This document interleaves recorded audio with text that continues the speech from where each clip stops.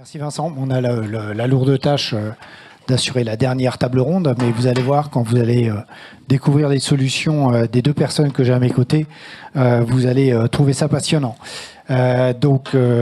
Bonjour, moi je suis Pierre Deron, je suis le directeur délégué de Cleantech Open France, qui est un écosystème de 650 startups, scale-up, PME des Cleantech. On travaille sur 9 filières, dont une filière mobilité. Un grand merci à Vincent et Hub Institute de nous permettre d'avoir cette fenêtre de communication au sein de cette très belle journée, très qualitative.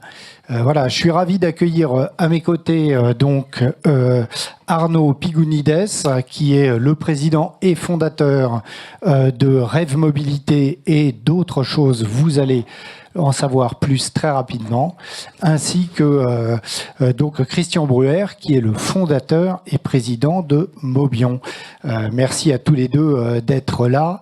Je précise que nous sommes également tous les trois très engagés dans Start Industry, qui est un écosystème qui travaille sur le soutien, notamment pour le financement des startups industrielles, et scale-up, et PME, et ETI, et PMI. Vous êtes PMI, PME, et vous êtes tous les deux engagés comme nous dans cet écosystème. Vous êtes tous les deux des entrepreneurs qui travaillent sur ce sujet. Nous ne sommes que des contributeurs et des accompagnateurs. Donc voilà, je fais cette différence à chaque fois.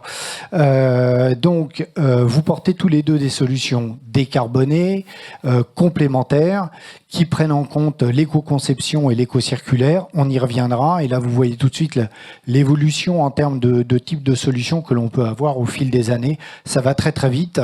Et donc, je vais commencer par Arnaud. Donc, tu es bien évidemment le fondateur de Rêve en 2017, qui se décline donc en Rêve Mobilité, Rêve Professionnel, Rêve également Bus and Trucks. Voilà, que fais-tu et pourquoi cette déclinaison dans tes différentes activités ?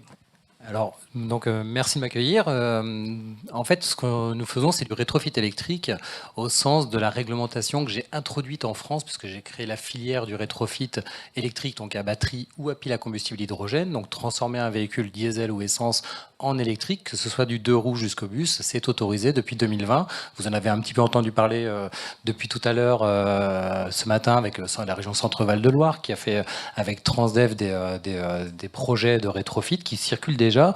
Il y a des rétrofits de bus hydrogène aussi, de camions, d'utilitaires de plus en plus. Et en fait, on est toute une filière d'une trentaine de startups en France qui sont maintenant startups et scale-up, parmi d'autres solutions de mobilité. Et notre job, en fait, c'est de décarboner le stock existant. Tout à l'heure, le président de Mobiliance, Xavier Oran, parlait de la baignoire du stock, donc un stock de véhicules, 45 millions de véhicules en France, 6 millions d'utilitaires, 600 000 camions, 32 millions de véhicules particuliers, 90 000 bus qui sont déjà produits, ils sont déjà en train de rouler. Les transformer, c'est plus économique, c'est plus écologique, et ça crée de l'emploi en France, et ça crée de l'activité en France, surtout en région, parce qu'en fait, les bus de Bretagne seront rétrofités en Bretagne, les bus du Grand Est seront rétrofités dans le Grand Est, et c'est une solution assez magique qu'on propose, quelle que soit la mobilité. Et ça touche même les 2 roues, on en parlait tout à l'heure, mais c'est une réglementation qui est très ambitieuse et qui est en train aujourd'hui de réussir son pari, qui va aussi avec le reconditionnement.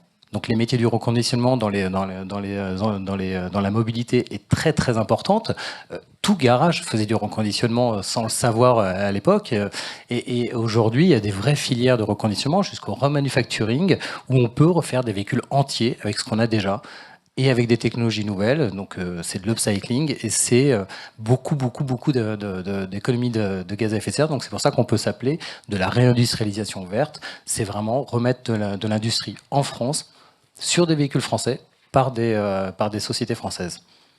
Ouais, et dès qu'on parle d'électrification, bien sûr, on parle batterie. Et donc, là aussi, maintenant, on parle de plus en plus du recyclage, de la réutilisation des nouveaux usages que l'on peut faire sur une batterie, sur sa durée de vie. Est-ce que c'est déjà quelque chose que toi, tu prends en compte dans ton activité ? Alors tout à fait, comme une entreprise à impact, je vois le mot impact, et c'est vrai que c'est un mot qui revient souvent chez nous, tout est conçu pour être upgradées pour être aussi complètement recyclées. Donc l'avantage du rétrofit, c'est que déjà les batteries ne sont pas incluses dans un châssis comme peut être un véhicule neuf, donc parfois avec même des difficultés pour remplacer les cellules qui ont des problèmes. L'avantage du rétrofit, c'est que les batteries qui sont aux normes européennes et qui sont à un très très haut degré de sécurité, en fait, sont plus facilement disponibles et enlevables et réparables.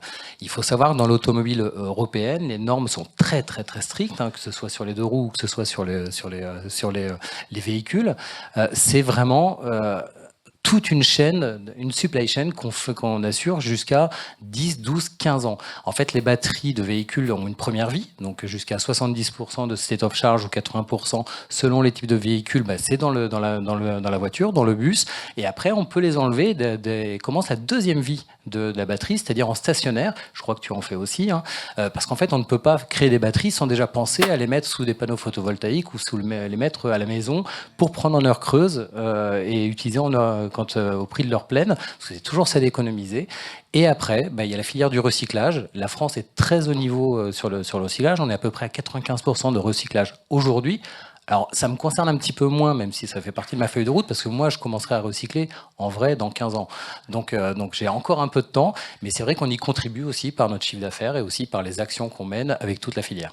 Et puis en plus, donc, ces nouveaux usages donc, permettent d'utiliser ces mêmes batteries pour des usages futurs qui sont moins exigeants en termes de disponibilité immédiate de puissance, etc.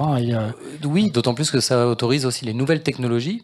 Puisqu'une nouvelle technologie de batterie, on parle souvent des batteries solides, des batteries en sodium, donc toute nouvelle technologie qui sera abordable, parce qu'on ne parle pas de technologie de rupture avec des batteries à je ne sais pas combien de dizaines de milliers d'euros la cellule, en fait, dès qu'il y aura des nouvelles technologies abordables, on pourra les upgrader dans les véhicules et ajouter plus d'autonomie et peut-être même une vie éternelle, parce que moi c'est ce que j'appelle dans ma société à mission qui est Rev Mobilities, je vais faire en sorte que tout véhicule, parce que tu n'as pas parlé aussi de voitures anciennes, on a aussi la partie voitures anciennes qui cartonne, sur des Fiat 500, des combis. Et en fait, si ces véhicules-là peuvent être éternels, toujours rétrofités, toujours réinventés, upcyclés, c'est toujours ça de gagner pour la nature et aussi pour les yeux. Super, merci beaucoup Arnaud. Je passe à toi Christian. Donc tu as fondé Mobion en 2012 et tu es aujourd'hui donc un constructeur de deux roues qui sont électriques, éco-conçus, fabriqués en France, certifiés origine France si garantie. Et donc voilà. Et en plus tu annonces un prix compétitif. Comment est-ce que tu fais cette quadrature ? C'est difficile. Pour la petite histoire, la société a été créée en 2012 et on est devenu constructeur véritablement, c'est-à-dire avec notre usine, qu'en 2022. Donc ça a pris 10 ans. 10 ans au total, entre le moment où l'idée est née, le moment où on est devenu constructeur sur le papier en 2016, où on a décidé de faire Mobion et devenir un constructeur à pérennité programmée. Et donc cette notion de pérennité programmée, c'est le contraire de l'obsolescence programmée, évidemment. Et l'idée, c'est de concevoir pour la réparabilité. Quand on peut réparer, on peut démonter. Et quand on peut démonter, on peut recycler. Et aujourd'hui, c'est un des grands problèmes de notre industrie, c'est que pour des raisons de compétitivité, elle a tendance à réduire le nombre de composants des biens d'équipement, mettre de la colle, de sertir, d'utiliser de la résine, des techniques d'assemblage qui sont plus rapides, qui font gagner quelques centimes, parfois quelques euros à la fabrication. Mais ensuite, quand le produit vient à un moment où, pour des raisons évidentes, dans un produit, tous les composants n'ont pas la même durée de vie, il y a des roulements, il y a des joints, il y a des capteurs électroniques, il y a des composants chimiques qui ont une durée de vie limitée. Et donc, nous avons pris en considération cet aspect pour faire ce qu'on appelle une éco-conception démontable, ce que les Américains appellent le Design for Disassembly, qui permet de pouvoir réparer d'abord, puis ensuite réemployer, et enfin, à la toute fin, parce que chez Mobion, on pense que le recyclage, c'est la pire des idées, c'est la meilleure, hein, c'est mieux que d'enfouir ou de brûler, mais c'est la pire des idées par rapport au modèle économique de l'entreprise. Aujourd'hui, on a démontré avec Mobion qu'il était possible d'être plus compétitif que les Chinois ou les Indiens, tout simplement parce que nous ne mettons pas le produit en charge à la fabrication, on utilise une loi qui s'appelle la loi des composants et qui nous permet d'amortir les composants plutôt que d'amortir le produit.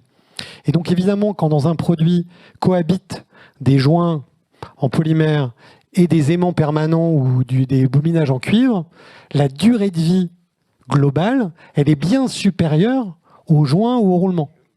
Et donc du coup, on arrive par ce mécanisme comptable à devenir plus compétitif que des produits fabriqués avec des salaires très bas, dans des conditions sociales ou environnementales déplorables, parce que le mécanisme de fabrication et de conception permet d'envisager l'industrie, mais aussi la comptabilité, et donc le prix de manière différente. Alors ça impose qu'on vende à l'usage. Chez Moby, on ne vend pas de produits, on est un industriel qui ne vend que des kilomètres. Et c'est un avantage, hein, c'est qu'on garantit la fiabilité, puisque chez Mobion, on vend le véhicule sur une période donnée, avec un certain nombre de kilomètres, mais du coup, la fiabilité est comprise avec. C'est-à-dire que vous n'avez pas de surprise sur les réparations ou l'entretien, elle est comprise dès le départ. À titre d'exemple, le contrat de base, puisque nous, ce sont des scooters électriques, hein, donc on est vraiment dans la mobilité de proximité. Aujourd'hui, un utilisateur fait à peu près 2600 km par an en moyenne. Donc, on a 85% des usages qui sont en dessous de 2500 km. Donc, avec un contrat de 5000 km sur 2 ans, on couvre 85% du marché. C'est notre offre la plus importante et on la vend à 41 € hors taxe par mois, ce qui fait moins de 50 € TTC. On est à 49,80 TTC. Donc, et ça aujourd'hui, on a fait un benchmark cet été, c'est l'offre la moins chère d'Europe. D'accord. Et donc ça, c'est toute la particularité donc de ton modèle économique qui est donc très innovant et toute l'utilisation basée sur l'usage. Comment t'es venu t'as fait des benchmarks ou comment t'es venu cette idée de pouvoir te mettre sur cette notion d'usage et de laisser derrière les notions de vente classiques? Alors, le but de départ, c'est d'être le plus compétitif possible en prenant comme mode de calcul ce qu'on appelle, les Américains appellent ça le TCO, le Total Cost of Ownership en anglais, nous on appelle le coût total de la possession. Donc en gros, c'est quoi? C'est quel est votre investissement de départ et quels seront vos coûts d'exploitation. Donc ça vous donne un coût total de la possession qui peut... une fois que vous avez le kilomètre ou les heures utilisées, vous permettre d'avoir un calcul intelligent de combien ça vous coûte au kilomètre ou à l'heure d'usage. Et donc, on est parti sur cette base-là. Et puis, petit à petit, on a vite compris que le vrai secret, c'est de pouvoir réparer.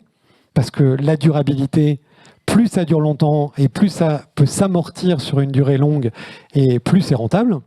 Comptablement, hein. Je ne parle pas de fiscalité encore, mais il y a un sujet sur la fiscalité, puisque quand on fait du réemploi, a priori, on a déjà payé la TVA. Donc, quand on réemploie, normalement, on ne paye pas la TVA. Mais ce n'est pas encore gagné, ça. On est en train d'y travailler. On est en train d'y travailler. On était ensemble la semaine dernière à l'Assemblée nationale pour se battre sur ce sujet-là. Avec Start Industrie, absolument. Avec Start Industrie et le collectif des startups industrielles France, dont je suis membre du CA, parce qu'on est tous les deux membres des deux organisations. Voilà. Très bien, merci beaucoup. Une question à tous les deux. Il y a bien sûr la transition environnementale doit servir à créer les emplois durables de demain. Vous, dans vos systèmes qui sont avec l'économie circulaire vertueux dans ce domaine-là et très important, bien évidemment.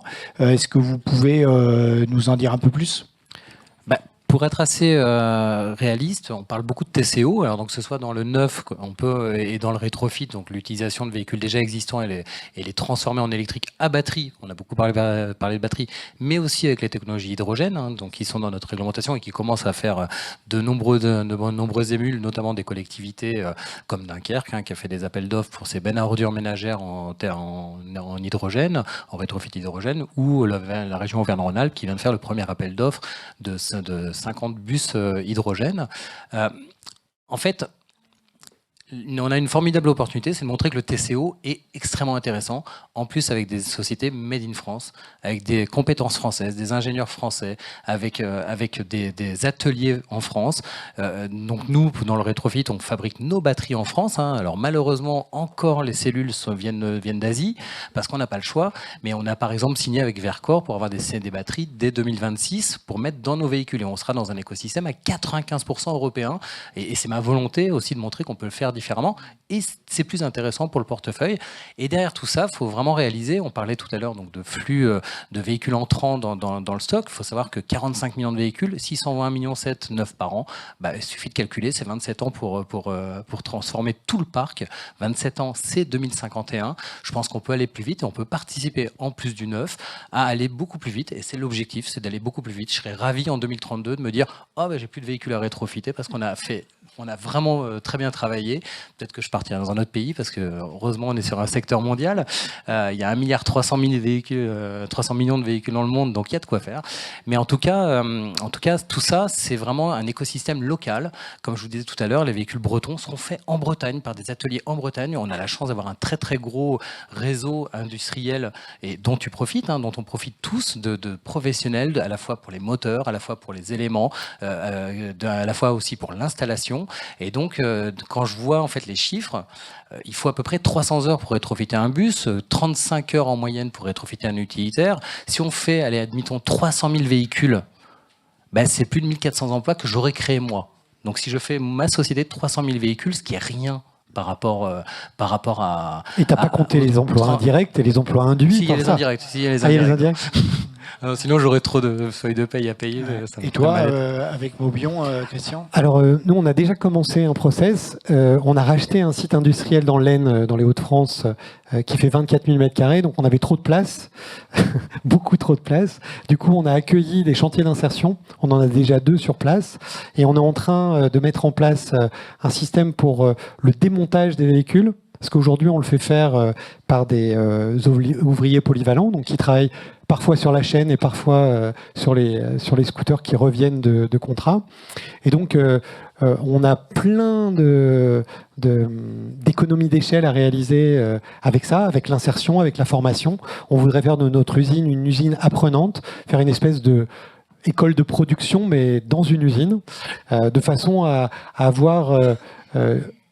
en la personne de chacun de nos employés qui sont des spécialistes dans leur domaine, des peintres, des soudeurs, des gens qui font de la machine à commande numérique, enfin tous ces spécialistes, qu'ils aient leurs compagnons à côté pour le former et pouvoir fournir toute cette industrie qui est en train de se développer, parce que clairement on va avoir besoin de former beaucoup de monde et très vite, et donc je pense que cette technique-là serait très bonne parce qu'elle permettrait d'apporter de la force vive. On collabore déjà avec des entreprises, des écoles de production dans la région, dans l'Aisne, mais j'aimerais aller plus loin et aller dans ce sens-là. On travaille également avec un ESAT de Reims pour faire monter nos compteurs, puisqu'on fait l'électronique en France et il y a des pièces qui viennent d'Asie encore malheureusement, donc il faut les assembler en France. Et donc ça, on le fait faire par un ESAT. Ça a commencé il n'y a pas très longtemps. Et puis je ne sais plus ce que je voulais te dire, mais... Ah oui, merci. En fait, aujourd'hui, en direct, on est une 60aine de collaborateurs chez Mobion. C'est une 30aine de TP, un tout petit peu moins, parce que tout le monde n'est pas à plein temps. On n'avait pas besoin de spécialistes à plein temps, donc on a été obligé de s'organiser.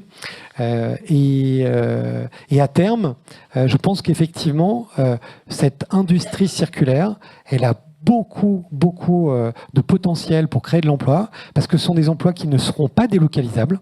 On ne pourra pas vous raconter, on crée des emplois et puis après on va les emmener ailleurs, parce que comme ces véhicules vont aller en logistique et revenir en logistique inverse dans l'usine ou chez les différents points de distribution, et bien du coup il faudra les faire sur place, et ça n'a pas de sens de les faire ni économiquement ni écologiquement, de les faire à l'autre bout du monde. Donc je pense qu'il y a un vrai gros une grosse filière à monter sur ces sujets-là. Et j'ajouterais juste une chose, c'est qu'en fait, tous les emplois qui travaillent dans l'électrique aujourd'hui ou dans les nouvelles technologies, c'est des emplois qui sont améliorés. C'est des métiers de demain. C'est-à-dire que dans les régions, que ce soit de Lorient jusqu'à Sisteron, en passant par n'importe quelle région, là où il y aura des startups innovantes et des innovations qui seront adoptées par les agglomérations, par les régions et par les gens, et ben en fait, ça sera des emplois qui seront de demain, qui seront proposés en région. Et c'est vraiment une des grandes forces qu'on a, c'est de donner une compétence supplémentaire, de redonner un rétrofit ou un upcycling de jobs, parce que c'est des jobs qu'ils pourront faire pendant 50 ans après avoir été formés. Merci à tous les deux. Voilà des belles innovations françaises au cœur des territoires pour la transition environnementale qui apportent de l'emploi avec de l'économie circulaire. Je pense qu'on peut les applaudir.